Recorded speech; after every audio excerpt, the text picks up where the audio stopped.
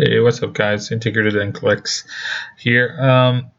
Today we're just gonna make another video series about normal heart sounds. So I received a few messages from some students asking about what do we need to know about normal heart sounds, because we're confused about. We have some sources out there showing about S2 splitting and S1. There's a split in S1, also S2 splitting, and why, what's going on, what do we need to know, what should we not know for the exam. So remember, you are nursing students, nurses who's going to be writing your NCLEX exams. So for your NCLEX exam, you have to keep it simple. Just need to know your normal heart sounds, what is it caused by, and that's it. You should know your normal, and then in the future videos we'll talk about the abnormal heart sounds, right? So before you go ahead about the normal heart sounds, what is the normal heart sounds? What causes heart sounds anyway? So heart sounds basically is caused by the closure of the valves. So now before we go ahead, you should know what are the valves you have in the heart. So you have your aortic valve. It's actually an easy one. It's the valve before going into your aorta. Your pulmonary valve, that's the one going into your pulmonary artery. And the tricuspid valve, that's actually on the right side. I usually remember the tricuspid with an R inside here. So usually it's on the right side. And the mitral valve on the left side. You finish with an L for left. So usually that's how I remember it. So now you need to know what are the two normal heart sounds. The two normal heart sounds are what? S1, S2.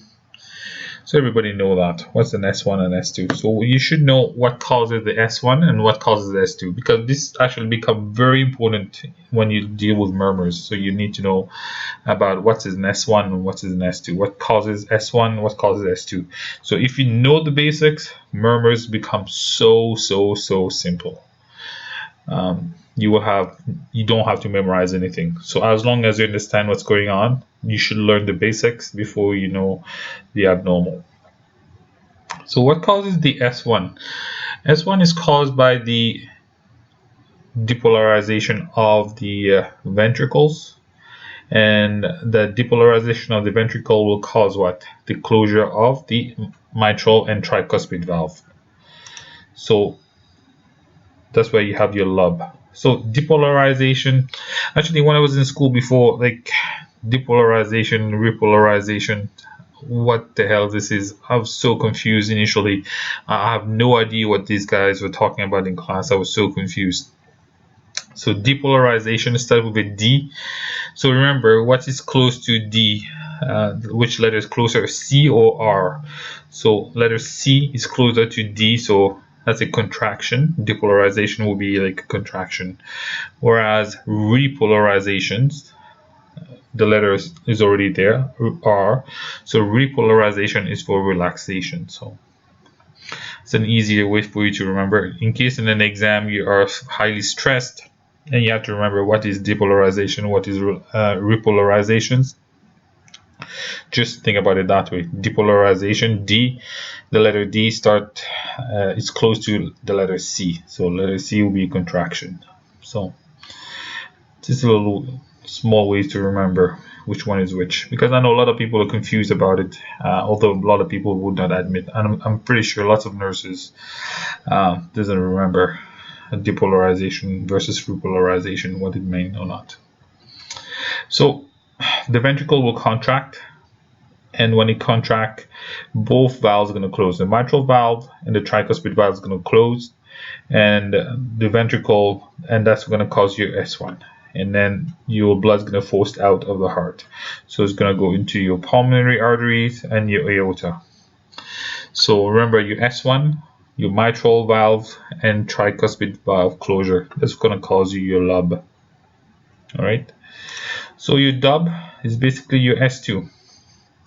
When you have the relaxation of the heart, repolarizations of your ventricles, you have your aortic valve and your pulmonary valve are closed.